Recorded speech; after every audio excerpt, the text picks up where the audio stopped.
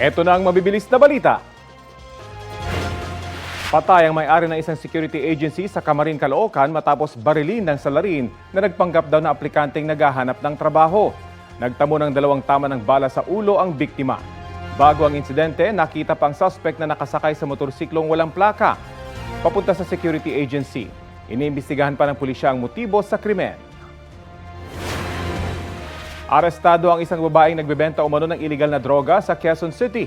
Nasabat mula sa suspect ang nasa 100 gramo ng umano'y shabu na may halagang 680,000 pesos. Naaresto na rin daw noong 2018 ang suspect dahil din sa iligal na droga. Ayon sa suspect, ipinakisuyo lang ng kaibigan niya ang paper bag na may laman umanong beauty products. Mahaharap siya sa reklamong paglabag sa Comprehensive Dangerous Drugs Act. Kapuso, alamin ang maiinit na balita. Bisitahin at mag-subscribe sa GMA Integrated News sa YouTube. Sa mga kapuso abroad, samahan niyo kami sa GMA Pinoy TV at sa www.gmanews.tv.